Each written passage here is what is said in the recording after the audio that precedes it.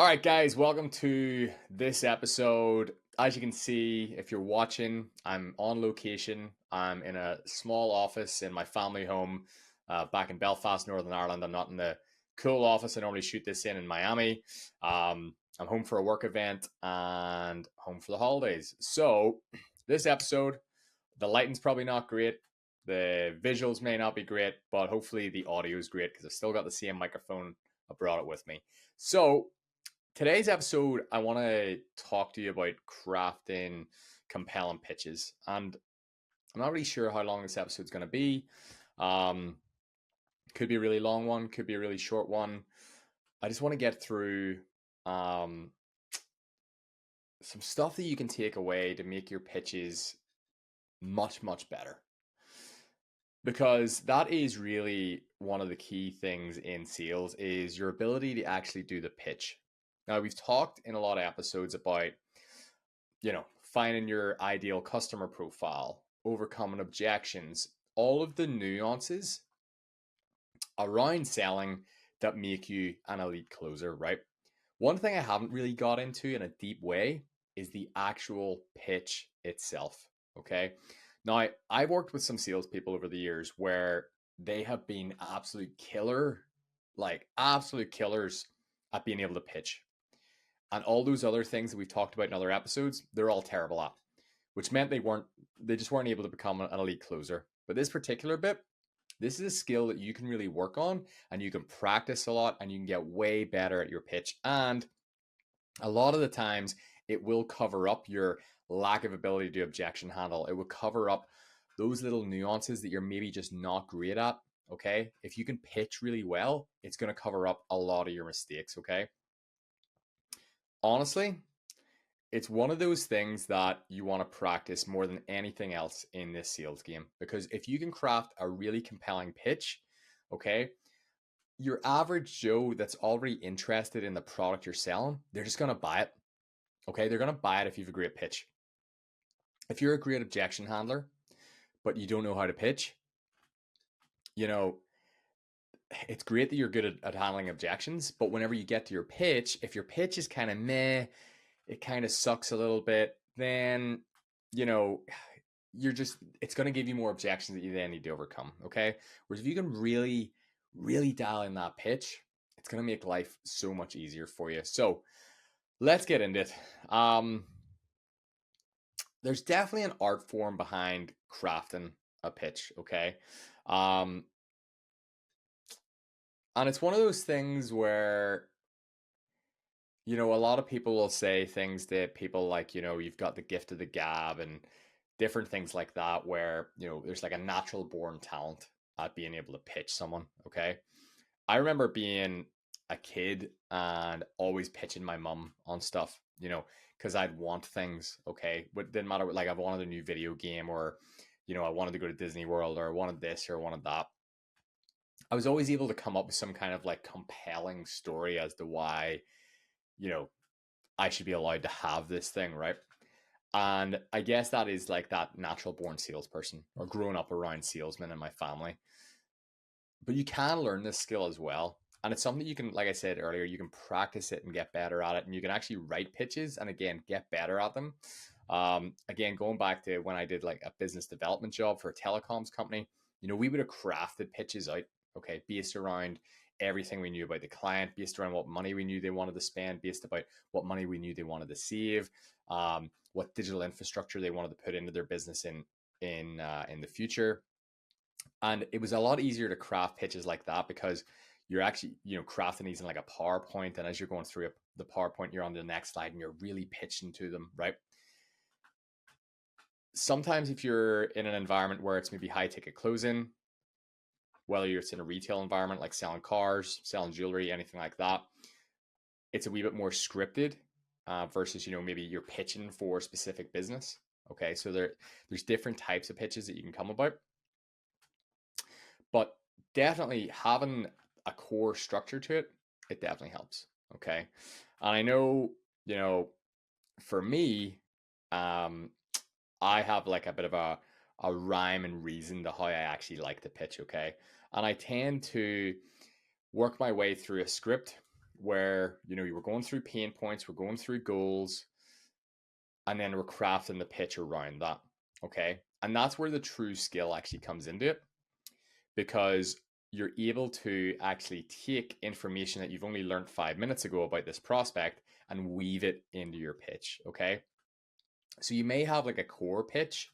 Okay. That's something like, you know, going through all the features of your product or your service, running them through all the benefits and things like that. Right. But your ability to be able to tailor that on the fly and be able to, you know, able to go, okay, well, you know, you get this educational portal and that's going to have trainings on bang, bang, bang.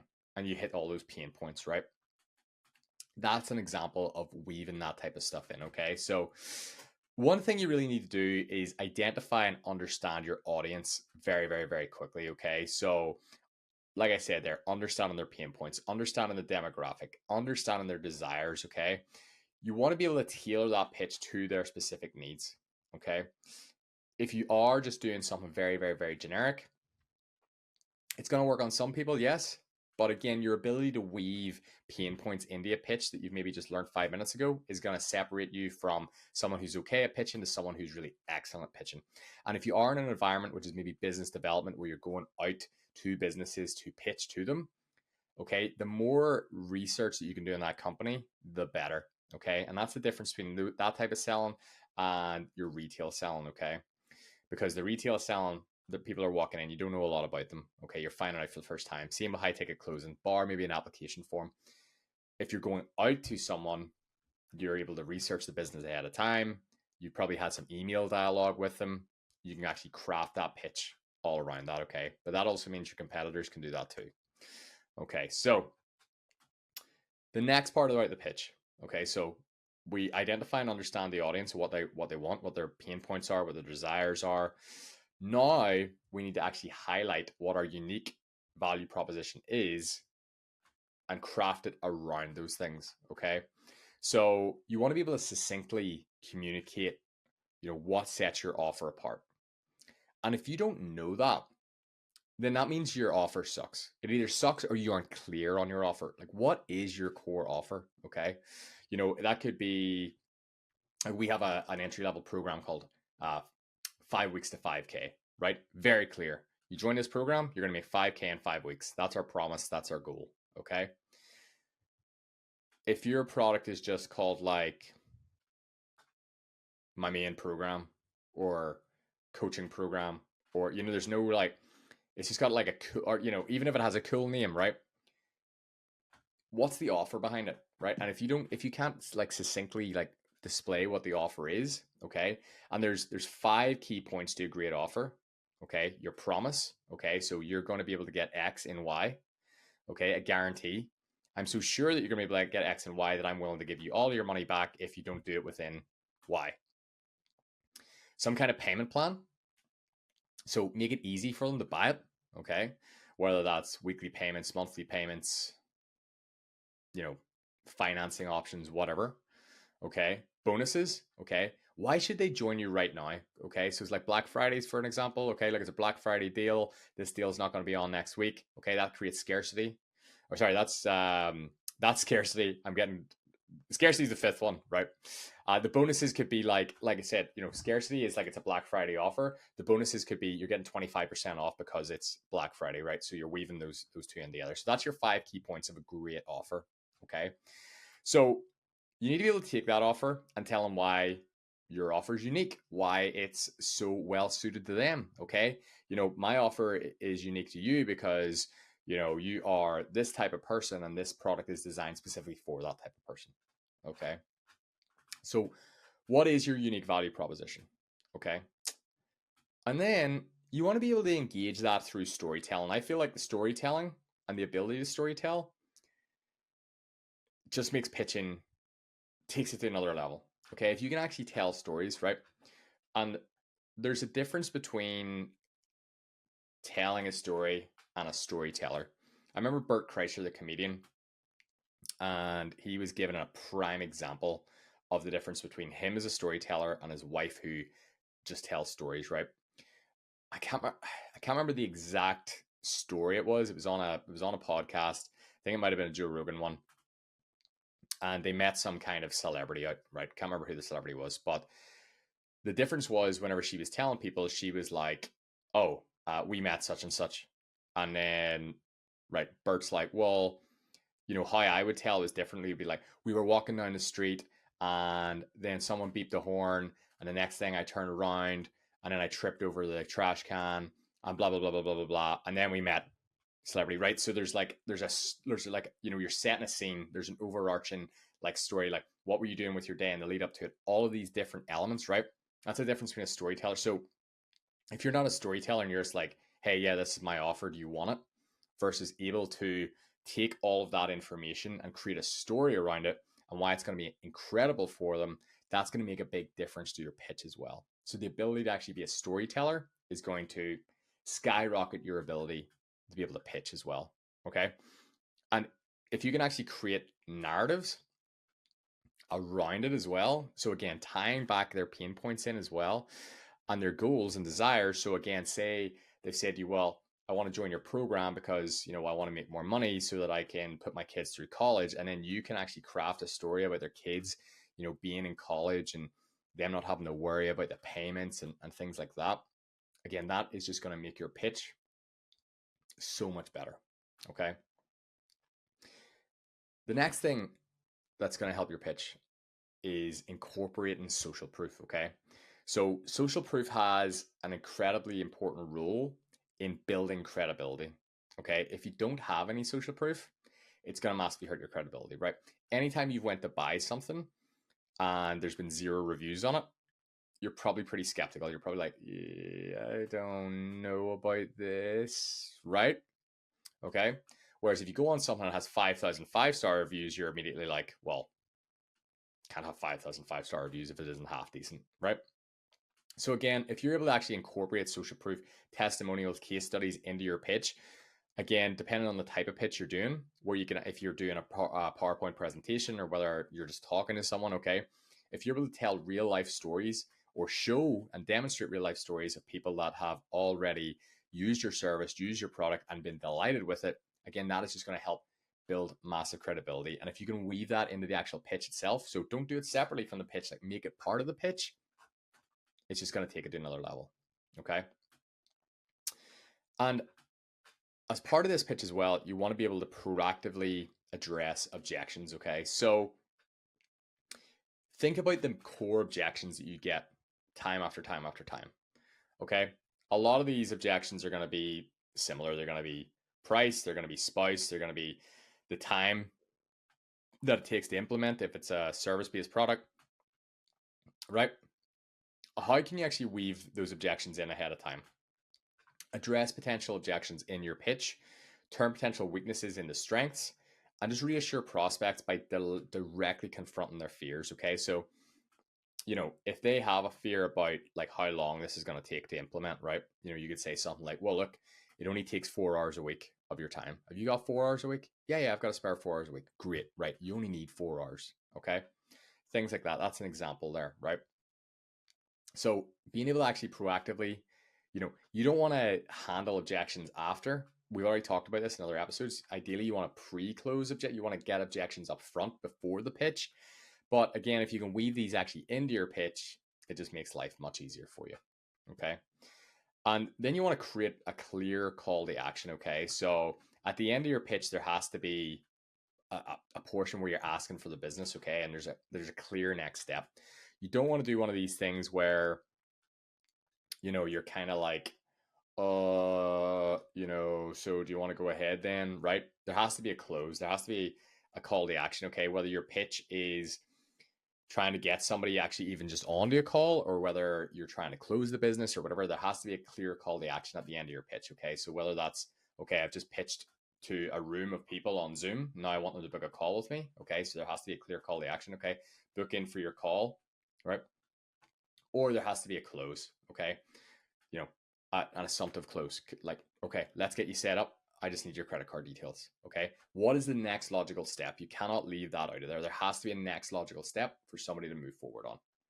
Okay. And I'm just going to like bring this way back to the start. You just need to refine your delivery through practice, right? You do not need to be someone that is like has the gift of the gab, that was born with this ability to sell, okay? You can get way better at this by practicing, okay? You can practice a pitch in the mirror at home. You can practice a pitch walking around your house, okay? Practice, practice, practice, practice, practice, okay? So whether your pitch is for a sales call, whether your pitch is for an in-person, you're pitching for someone's business, whether you're pitching for venture capital, whether you're pitching to a room full of people at the end of a seminar, whether you're pitching to people on a Zoom call, okay? You can practice this pitch over and over and over again so you know it in your sleep. And that is going to be like one of the key differentiators between you being excellent at this and being okay at this, is the ability to be able to just say it like that, like just come off the back of your hand, right? You don't even need to think about it. You can just do that pitch in your sleep. Okay, so those are really the key points there. So I'm going to run back through them again. First thing, identifying and understanding your audience, super important. Who is it you're pitching to? Why are you pitching to them? Okay, what are their pain points? What are their desires? What are their beliefs? Okay, being able to highlight your unique value proposition. Okay, why should they want to work with you? And what is your core offer? Okay, why do I want to work with you? Okay, why should I even entertain this pitch to begin with? Right, that's really important. Being able to engage people through storytelling. Okay, paint them a picture. What's it like if they actually go to the next step with you? What's it like if they proceed with you? And remember, always sell the next step. So if there's steps in between buying, don't sell purchasing the product whenever that's 10 steps away. Just sell the next step. So if the next step is booking a call, or the next step is booking their second call, that's all you're looking to sell on this particular pitch, this particular event, right? Always sell the next step. Don't sell 10 steps away, okay? Sell the next logical step. Incorporate social proof throughout.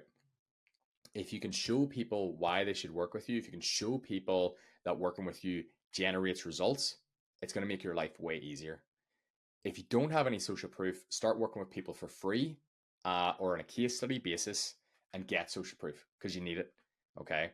Now, preferably, if you can get some kind of money off someone, you do it super cheap, because sometimes, a lot of times whenever you coach people for free, they don't do anything. Like, how many of your friends have gotten a free weight loss program off the internet and not lost any weight, right? Whereas when they pay a PT £1,000, $1,000, whatever, they lose weight because they're like, fuck, well, I've spent all this money, I better fucking do it, right?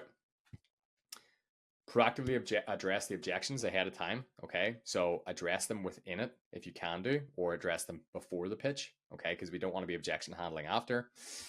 Create a clear call to action. Like I said with like I said earlier, like, what is the next step? Okay, so just like, what is the next step? Always create a clear call to action. Is the next step buying? Is the next step booking another call? Is the next step taking the first call? Okay, so create a clear call to action. It can't be vague. What did they do at the end of this pitch? There has to be a clear call to action on that. And finally, practice the fucking hell out of it. Practice, practice, practice, practice. Knowing your pitch like the back of your hand, it's the difference between you being awesome at it and terrible at it. If you're one of these people that has to read your pitch off a fucking script, you're just never going to make it in this game, right? If you won't take the time to actually practice your pitch, okay? I remember pitching for venture capital years ago, and I had about 4 full A4 pages, might have even been longer than that, of a pitch, okay, fully scripted out. And I sat and paced around my house and memorized the entire thing. So whenever it came to the day, I was able to just pitch to people, right? I didn't have the words on every PowerPoint page had maybe, a title or a couple of words on it, or a couple of maybe reminder bullet points, but it did not have the entire thing scripted out. Do you ever like go to a seminar or go to someone's pitch and they're just reading off the screen? That is the worst pitch on earth. Nobody wants to sit through that pitch because they're just like, this guy hasn't even fucking bothered to memorize it. He's just fucking reading it off the PowerPoint, right? My PowerPoint's max couple of words on there, a couple of maybe bullet points to remind me of where I am in the pitch, but I know my pitch off by heart. Okay. I used to have, like I said, 4, might have even been 5, 6 pages worth of just pit, and I could have rhymed the whole thing off, right? Didn't bring the notes with me to the pitch, just memorized them. Now, don't get me wrong, a pitch that length maybe takes you several weeks to fucking memorize it, but that's what it takes if you want to get really good at this stuff. So that's pretty much it for today. It's a shorter episode. We're on location. The lighting's not great. Everything's kind of against us here, but I wanted to smash this episode out. I haven't missed an episode since we started doing this. So hopefully you find today useful. As always, happy to answer any questions if anybody throws them at me. There's not really a huge lot more to this episode anyway, even if I was back home. So yeah, your pitches, if you need help with them, like I said, use those bullet points that I've given you, practice like crazy, and you will get way, way, way better at this. So thank you for tuning in, and I'll see you next week.